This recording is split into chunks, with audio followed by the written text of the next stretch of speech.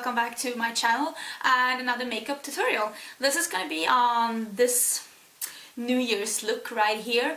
I am totally obsessed with glitter and I wanted to incorporate some of my new glitter, what is this, like a glitter syringe from Glitterinjection, and this is in baby tears, and that's why I have in my inner corner and on my lid. I also got a request if I could do a tutorial using this one, the Morphe 35D, and I love this palette, so I did use some of these teal colors for this look right here, and I quite like how it turned out. I'm all about colors and teals, and well, you see my hair, I like color. But if you want to go more modest, you could always change the teal color for something more up your alley, like a gray one or like a neutral one if you don't feel like teal is your cup of tea. I hope you had an amazing Christmas. In Sweden we celebrate Christmas on the 24th and not on the 25th, and I hope that your Christmas, whatever day it was on, I hope it was amazing and magical. Now we just keep looking forward to New Year's, and I can't believe it's 2016, like soon. Thank you so much for watching, and thank you so much for commenting, liking, subscribing. And if you are not subscribed already, make sure that you hit that button down below before you leave so you don't miss what's coming up. There's gonna be some more fun stuff before the year is over. And I think that was it. If you want to know how I achieved this look right here, keep on watching, and bye! Bye!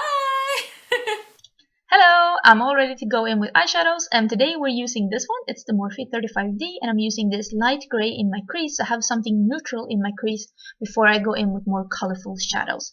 And I'm taking my time making sure that this is really blended before I go in with my next shadow. That's going to be this one. It's a seafoam color. It's the first color on the second row, and this is not a matte color, it's a satin color, but you can use satin or metallics in your crease if you make sure that you pack them on and then blend out the edges with another brush, like I'm doing right here. Now I'm blending the edges because otherwise it will turn out a bit muddy. Just taking some fallout off and it will look something like this. Next, I am taking the NYX Jumbo Eyepencil in Milk. I want to use this as a tacky base for the next shadow to come. And I wanted to buff this out with a concealer brush that I just bought, but actually it wasn't that easy. So I ended up using my finger instead. Finger works just as fine when working with cream shadows. This is the shadow I wanted to use. This is Moondust by H&M Beauty. Tapping it out with my finger to get maximum color payoff. This shadow actually worked really good over a tacky base. It is a nice, super light, iridescent, well, white. And then I'm buffing out the edges with that stiff crease brush. Then I'm putting on even more of that sea foamy color so I didn't like lose the color payoff between like buffing it out. And it will look something like this, hopefully. Next, I'm taking the second color on the second row. It is a metallic, lighter seafoam color, and I'm putting that on the flat definer brush and, well, putting that all the way to my inner corner under my eye, because I wanted to have something more metallic, but still in the same color range. Now I'm buffing it out with this pencil brush, making sure that it's more smoked. Now I'm taking the same NYX Eyepencil in Milk on my inner corner and buffing it out with my finger before going in with that color again. And Q-tips are always good when you have a mess. Again, same Moondust by H&M Beauty, just putting it on with my finger in the inner corners. I want to have really, really bright inner corners for this look. And it will look something like this. Then I'm taking an eye pencil. This is an old eye pencil by Lancome, but basically this is a sea foam color. I just wanted everything, well, in the same color range. And then I took a flat definer brush with the same seafoam color that I had under my eye and just packing that on that eye pencil.